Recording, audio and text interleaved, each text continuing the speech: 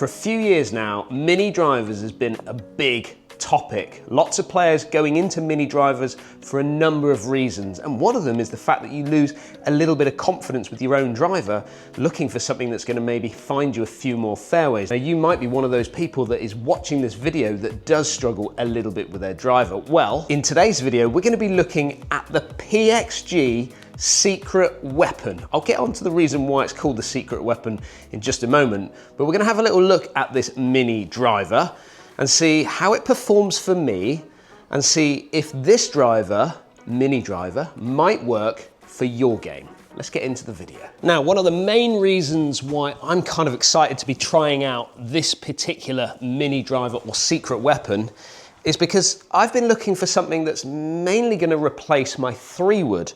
And the reason for that is because for those of you that have watched a lot of my videos, you'll see that my 5-wood is a particularly good weapon in my golf bag. And it sometimes runs into my 3-wood, and I kind of run to my 5-wood over my 3-wood, which actually sets me maybe sometimes then a little bit further back. So I'm kind of looking into these mini drivers to see if there's any sort of gains that I can get, certainly from the fairway going, let's say, into par 5s. Now, when it comes to first impressions, I feel like head covers somewhat get a little bit overlooked, but this particular one is, well, it's pretty classy, if I'm honest with you. Now, you got to remember, PXG, Parsons Extreme Golf, has kind of evolved from the military. And if you're part of PXG, you're part of what they call the troop. So when they talk about sort of Black Ops drivers and things like that and secret weapon that we've got now here today, we're kind of focusing on certainly the military background, and this head cover just kind of screams it to me. And there's also an interesting part that I've got to show you, which I've never seen on a head cover before, and that is this little tab at the top of the actual head cover. Now, it's called a quick stick, and it's a cart mount. So it's got a magnet built into it. Now, I don't have a cart in the studio with me today, but I do have this metal frame here that holds all the golf clubs. And there you go. It just magnets onto the side. So for those of you that use golf carts or even trolleys, you could pop this on the side of your golf cart and it's not going to fall on the ground and get wet. So I think that's just a lovely touch. Now, one of the main reasons why I've taken a shine to this particular mini driver is because it looks identical to my own driver. And to be fair, I do use a PXG Black Ops driver, but when you look down on them, they actually look, well, pretty much identical. However, one's just a little bit smaller than the other. 360 cc's that I've got in my driver compared to 300 cc's that we've got in the Secret Weapon mini driver. And then a really clean look at the bottom of this mini driver with 4 weight ports. Now, weight ports extremely important to be able to dial your numbers in when you're getting fitted properly. So you've got 2 heavier weights and 2 light weights. Now, I think we've got 15 gram weights and 2.5 gram weights, and you can kind of move them around the actual head. So if you want to get a little bit lower spin, then you can put that weight a little bit further forward. If you want that spin to just rev up a little bit, give you a little bit more, let's say, stability, then you can push that weight at the back there. Or you can kind of move the weights to sort of fade bias or draw bias. Putting it in the heel, we'll draw it, put it in the toe, we'll fade it.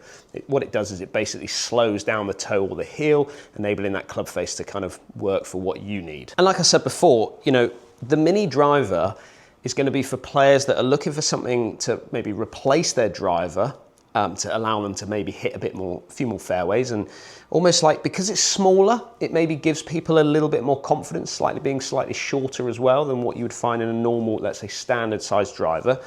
But like I said, for someone like me, I'm looking for something that's going to get that ball out there just a little bit further, where I tend to sometimes grab my driver and hit it off the fairway, which again, you will have seen in some of the vlogs that I've hit. And actually that driver does really well off the fairway. But I kind of want something that I can get out there that runs away from that 5-wood and can get me up onto some of those par 5s. But something that just sort of jumps out to me, which I've just got to bring up with you,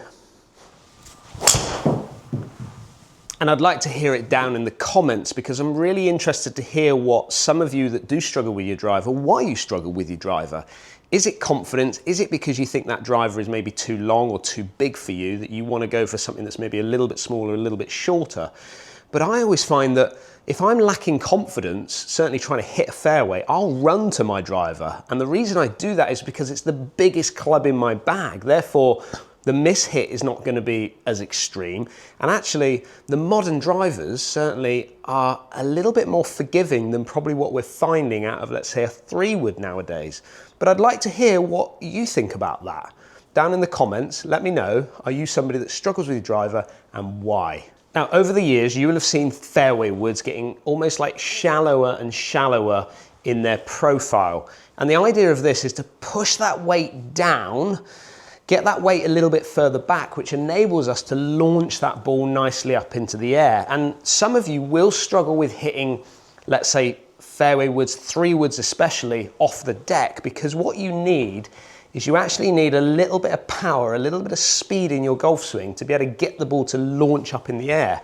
And first impressions with this one, and you can see from the last sort of couple of shots that I've hit there, I'm shaping it heavily from left to right. So even though I've got this weight set up in its more neutral position, it does feel like it wants to sort of leak out to that right-hand side. And I always find that when I've got fairway woods that are, let's say, a little bit kind of, almost a little bit low spin, can't launch them quite enough. But what I am noticing is my spin is up a little bit and that ball kind of wants to kind of rev up on me.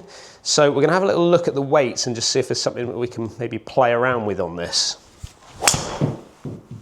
So what I'm actually doing is I'm putting the weights that I've got here, I'm taking them out in their kind of neutral position and I'm putting them into, well, heavier weights. I'm going one in the heel, which is where I would put, let's say, my driver weight, and I'm putting one a little bit further forward. And the reason I'm doing that is because I want to try and bring that spin down a fraction.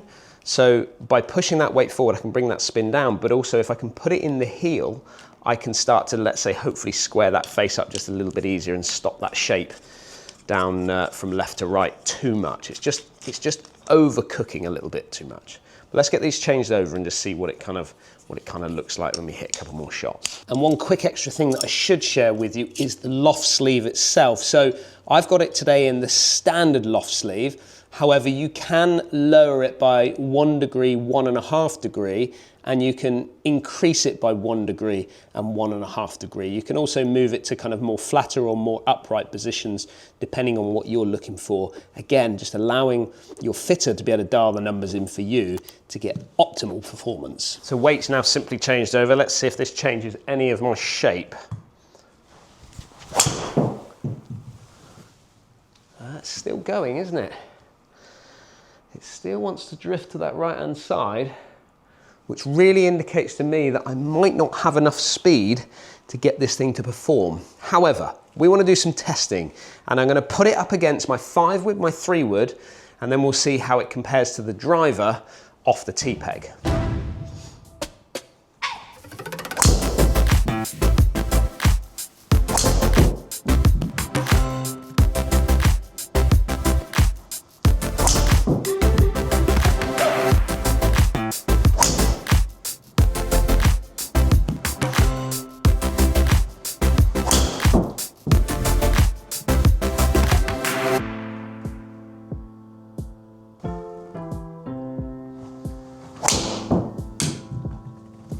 Well, the numbers are in and kind of not what I was hoping to get, put it that way. I was looking for something to, let's say, replace my 3-wood, and the 3-wood that I've been using recently is a 13.5 degree Titleist GT2, which has been performing actually really quite well for me. It kind of got me away from, let's say, a 15 degree model. So my 5-wood, if we look at, let's look at carry distance that I'm getting with my 5-wood, an average carry of 219 yards in the air. Now, if I get one out of the semi-rough or get it a little bit high in the toe, I can get it going with lower spin, and it probably gets out there at maybe 225 and will run out to kind of 230, which is why I always say that it kind of runs into my 3-wood. If you look at that 3-wood that I've been hitting, that Titleist GT2, I've got 233 yards on an average. This is all off the deck for this particular test. But then when we look at the Secret Weapon, I'm not getting it any more than I'm getting with that GT2 3-wood. I'm getting 227 yards on an average carry. And I suppose the other thing is that I'm spinning it just a little bit more. than I'm seeing than what I'm getting out of that 3-wood. I'm going from 3,000 revs, let's say, to now 4,000 revs. So ball speed pretty much the same at 145 mile an hour off the face. So I'm not seeing a great deal of difference. However, if we then move into, let's say, off a T-peg, and I'm looking at the Secret Weapon up against my PXG Black Ops driver, and this driver has performed so well for me. I just feel like I can really dial it in and get it around the golf course how I want it to go. I can give it a bit more and get it out there, but I can also rev it back and find that fairway. So if you look at the average carries again, I'm getting 257 yards on an average carry with my own driver compared to 242 yards that I'm getting with that Secret Weapon. And you could probably see from what I was getting as I hit a couple of shots there that I could actually turn that Secret Weapon over, so get it drawing a little bit off the tee. Couldn't do that at all off the fairway, so really struggling off the fairway. So actually off the tee, this Secret Weapon is going really quite nicely. But you can see there that it's still quite a long way back from what I'm getting out of my driver. So as a replacement for me personally, I'm not seeing a great deal of, well, I'm not seeing any gains from hitting it off the fairway, and I'm not seeing, well, any gains that would see that I would look to put this in, let's say, over my driver. However, it did look great. It did feel great when I teed it up there and hit it. So all in all, a little bit disappointed from what I'm seeing from these numbers, but some positives when it comes to getting it off the tee. Now, the story that I heard behind the Secret Weapon was by Mr. Parsons himself. He was the one that's kind of put this into play. He was somebody that was struggling with his driver, and he had a prototype driver made up. Obviously, this particular style, slightly smaller in its profile, slightly shorter than what we're going to see, let's say, out of a driver length. And he called it his Secret Weapon, and ultimately he put it to the test, and then he brought it to market, which is what we're seeing right here, right now. But I've got to say, the visuals of this particular club just give me confidence setting up behind that ball. I want a fairway wood, and I will continue to look for a fairway wood that is a little bit bigger in its profile. And I think these mini drivers are just the start of things to come. My brother Paul uses a tailor-made version of this particular driver, and he absolutely loves it. He's replaced it for his 3-wood, and he's getting some fantastic results from it. So I'd like to hear down in the comments, what do you think of the PXG Secret Weapon?